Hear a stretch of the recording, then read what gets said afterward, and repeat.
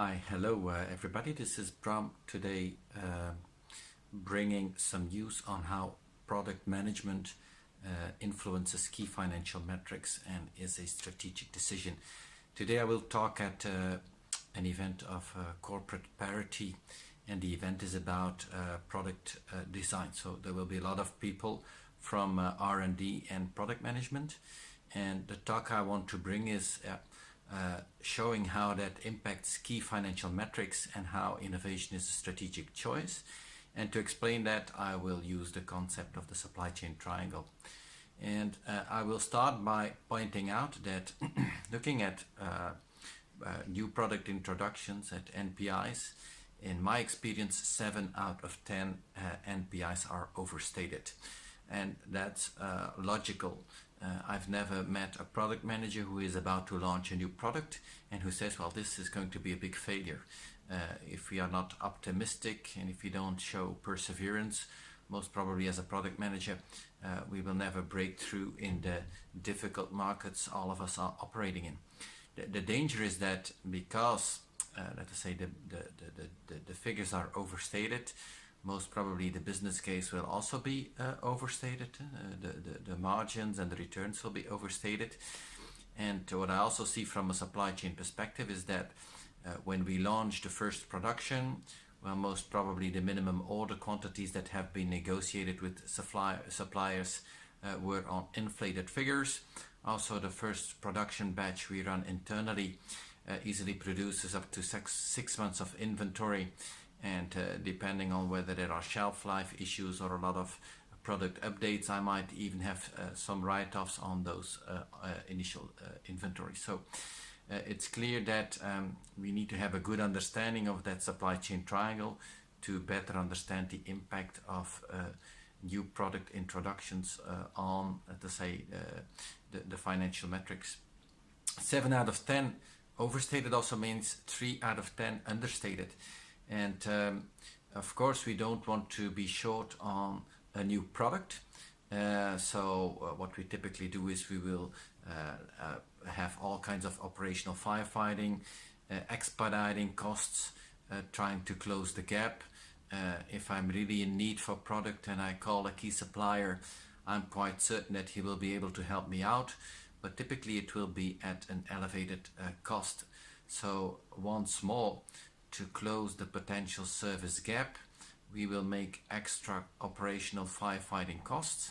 So then looking at that supply chain triangle, there's a different type of value, or there is value at risk in, let's say, the case that we have understated the NPI. So how to deal with that? Well, first of all, if we know that new products carry a high risk, we should build our supply chains for flexibility. And in my experience, many of the supply chain have been built for cost. And okay, if I'm a key supplier of yours and you negotiate on cost, if you negotiate on cost, you know what you will get. You will get the question for commitment on certain volumes, and you will get a reduced flexibility where we say, okay, next month's forecast you cannot change. The forecast for month +2 you can change plus or minus 5%. So in return for a price reduction as a supplier, I will try to create more certainty for me.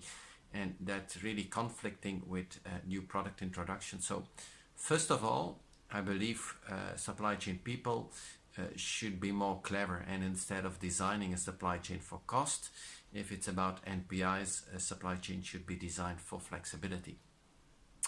One of the other examples is that, for instance, instead of immediately launching a full production batch, why not launch a somewhat smaller production batch for the first run? I know the costs will be higher, but it will help me to reduce the inventory risk I'm taking on new products. So start small and then scale up fast.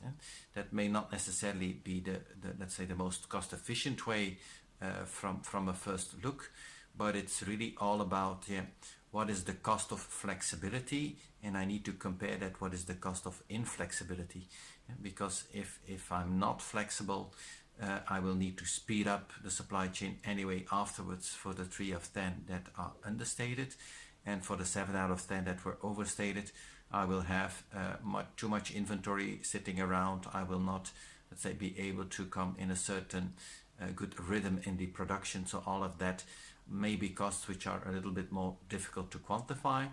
But based on that supply chain triangle of service, cost and cash, we believe that as supply chain managers, we should, let's say, more deeply have this type of debate in our organization. That was the first aspect of innovation and product management. It's the NPI, new product introduction. A second element which comes into play is that in my experience, companies are very good at introducing new products, but they are very bad at taking old stuff out.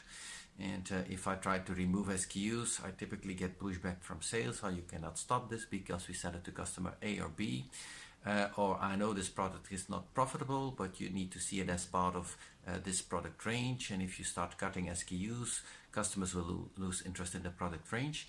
And there again, the question is how to deal with that. Well, first of all, you need to know that what is typically happening throughout the life cycle of a product. I know that near the end of the life cycle, I expect that the sales volumes will go down. And because of competition, I will have price erosion, so the margins will come down even faster, or the total margin will come down even faster. At the same time, if I want to keep my same service level, I will need to put more inventory in place. So I will have less margin for a higher inventory investment, or stated differently, I will have less bang for more buck for a higher investment. So again, from our supply chain triangle, or from the return on capital employed perspective, I know that this is not what investors want. And how to deal with this? Well, in general, these two aspects show that there is a need for what we call the product management review meeting. The product management review meeting, which is an essential part of the sales and operations planning meeting. And in the product management review meeting, on the one hand, we need to manage the NPIs and closely monitor the NPIs. If I know there is a high uncertainty, at least I shouldn't be surprised, right? If the forecast is 100, my default mindset should be like, okay, if the forecast is 100, it can equally well be 10, or it can equally well be 1000. So on the one hand, I need to design flexibility in my supply chain. At the second hand, at least on a monthly basis, I need to keep the pulse on how are these new products going, what is the pipeline of new products, and what are the latest expectations on what will be the toppers and what will be the floppers, right? So that's something I need to do in the product management review meeting. The second element in the product management review meeting is really about end-of-life management. So report on what is the evolution of the margin and what's the required inventory investment to get a decent service level. And if that margin over inventory investment is going in the wrong direction, I need to take measures. Either I need to do a cost down of the product, or either I need to start cutting either SKUs or customers or parts of the product portfolio, product groups. And that's the second debate which you need to have in the product management review meeting. The third element, which is important, is that innovation is all about strategy. We talked a lot about the 3 strategies of Treacy&Wiersema. If you are an operational excellence player and you are trying to differentiate in a market based on cost, then try to resist the innovation, right? Don't be attracted by the somewhat higher margins of new products. You need to be patient, and you need to wait for your moment, let us say, to really launch your initiative from the lowest cost perspective to the market. You need to wait until markets are big enough, because you know that as an operational excellence player, you are based on producing big volumes with limited complexity. So you need to have a mass market. You don't want to be too early when there is only early adopters. At the same time, if you are a product leader who is, let's say, basing its advantage on being the first on the market with new products, well, you know that a high innovation rate will be key to your success. It, on the one hand, means that you for sure should not design your supply chain for cost. you should design your supply chain for flexibility. And at the same time, don't be surprised that 7 out of 10 will fail or will only have a moderate success. And don't expect the supply chain people, let us say, to come up with a kind of a magic solution for the write-offs that you might have on those 7.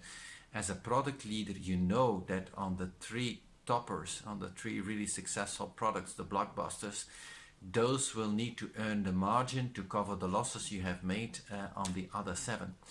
And in general, in our experience, companies are very opportunistic, so they are not necessarily strategic. So typically when the top line is under pressure or when we want to grow, we start, let's say, adding products to the portfolio, and then we want to start innovating, only to find out 6 or 1 year later that only part of those innovations are really successful and that we are confronted with write-off. So innovation, first of all, is also a very deliberate strategic choice. Don't treat it in an opportunistic way, or let's say you will feel fooled afterwards. And these are the basic thoughts that we wanted to share with you, and what we are going to share today here at the Summit of Corporate Parity on Product Innovation. So we will be back with more, let's say, topics and how they link to the strategy, to the triangle, and to financial metrics. Thank you.